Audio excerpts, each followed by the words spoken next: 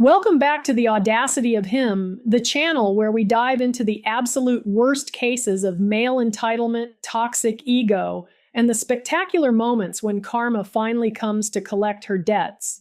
If you're new here, grab a drink and hit that subscribe button because today's story is a masterclass in why you should never, ever judge a book by its cover.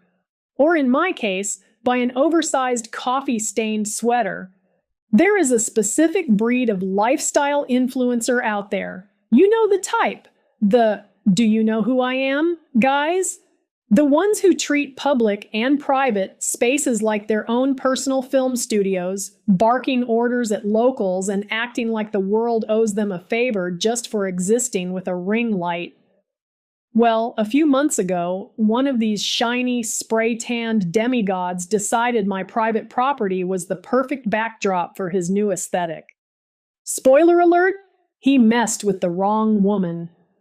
I live in a coastal town in Southern California, on a property that I bought after 15 years of bleeding for the corporate world.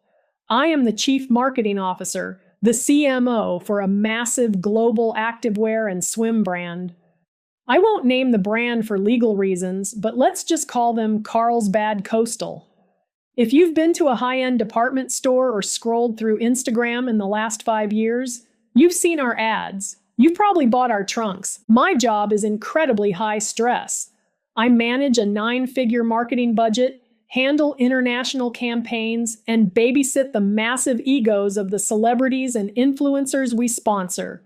So, when I am at home, on my weekend, I unplug entirely. It was a Tuesday morning. I had taken a rare day off to decompress.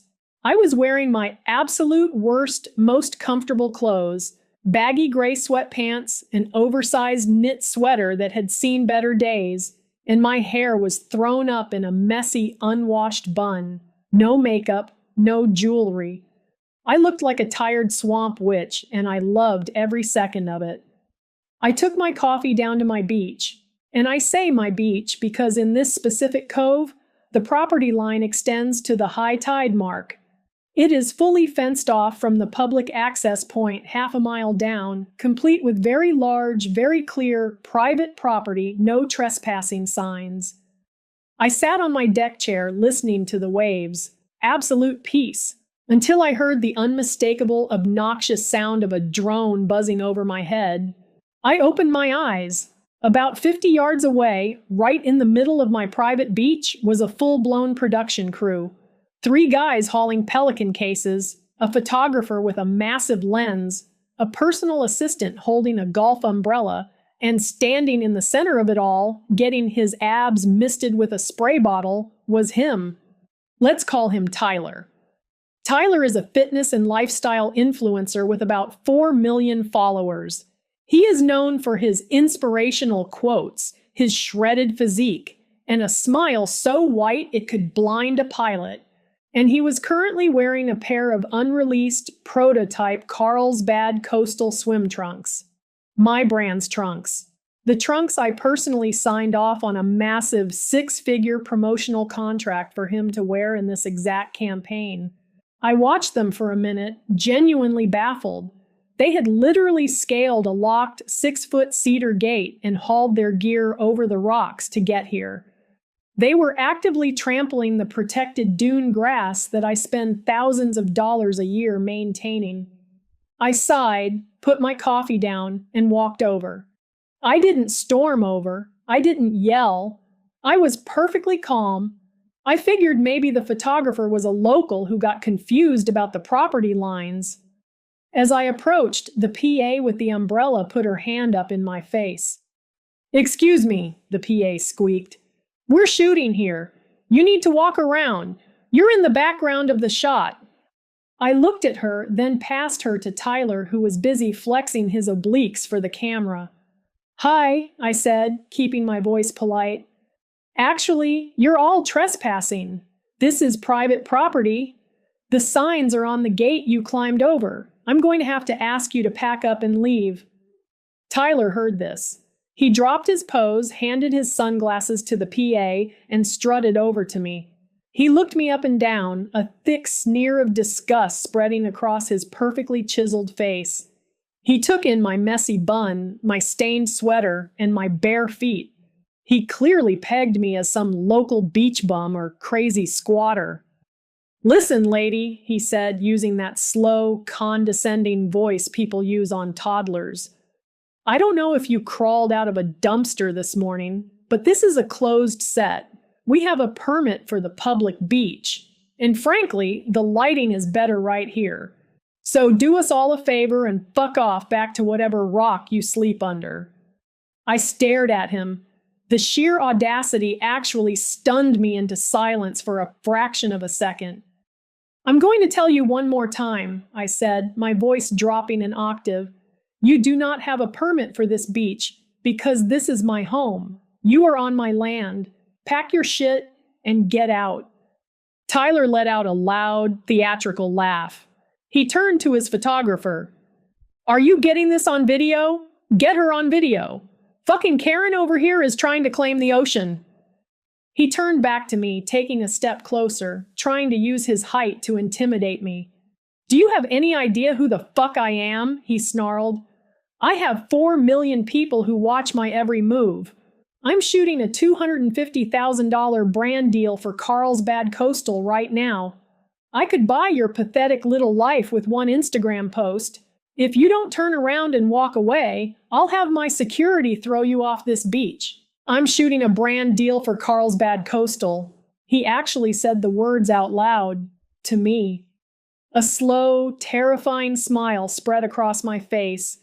I didn't say a word. I didn't scream. I just reached into the pocket of my sweatpants and pulled out my phone. "Oh, what are you doing?" Tyler mocked, crossing his arms. "You calling the cops, Karen? Go ahead. By the time they get here, I'll be done, and you'll just look like a psychotic bitch." I didn't call the cops. I opened my contacts and scrolled down to the E section. I tapped on the name of the senior partner at Elevate Talent Management, Tyler's agency, a man named David.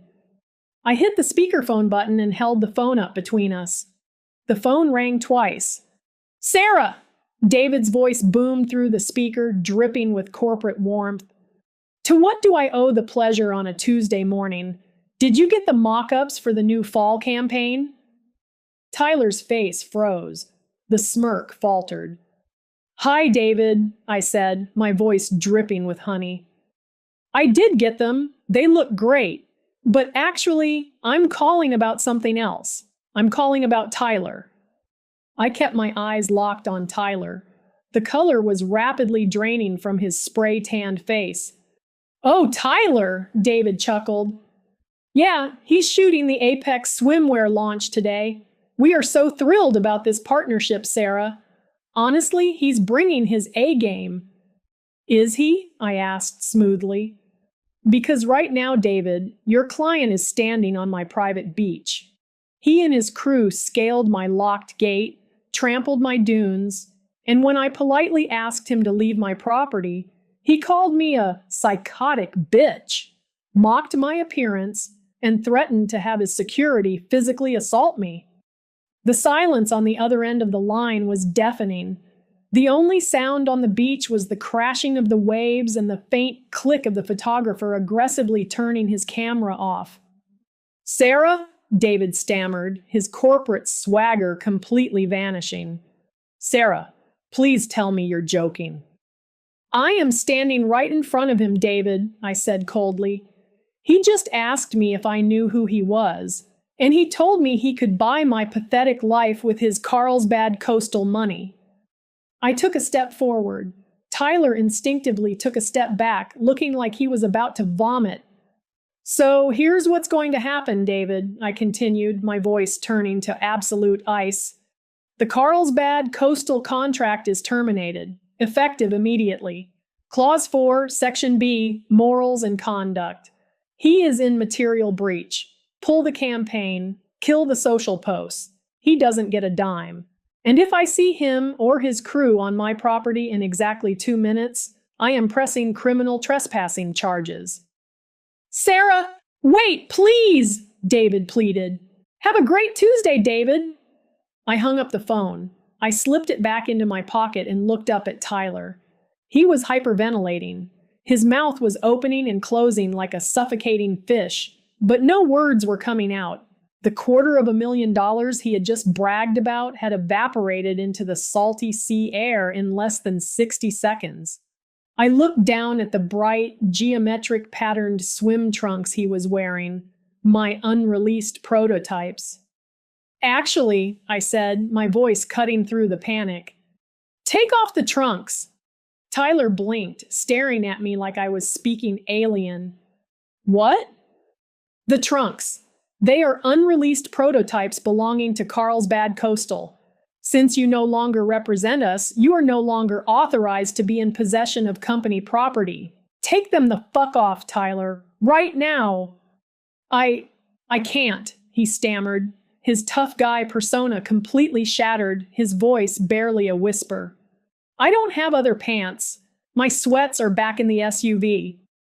I don't give a shit if you have to walk back to your car bare-ass naked, I snapped, taking another step toward him.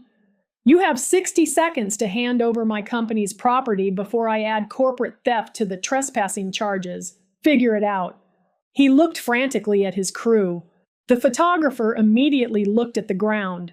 The PA, to her credit, quickly rummaged through a massive duffel bag and pulled out 2 large beach towels. She and one of the lighting guys scurried over to their former star, holding the towels up like a makeshift modesty screen. Tyler, the 4 million follower demigod who 2 minutes ago told me he could buy my pathetic life, had to awkwardly shimmy out of the swim trunks behind a towel on my beach, shivering in his briefs. A trembling hand reached around the edge of the towel, gingerly holding out the trunks. I snatched them out of his grip. Now, I said, tossing the trunks over my shoulder, get the fuck off my beach. It was the most beautiful chaos I have ever witnessed.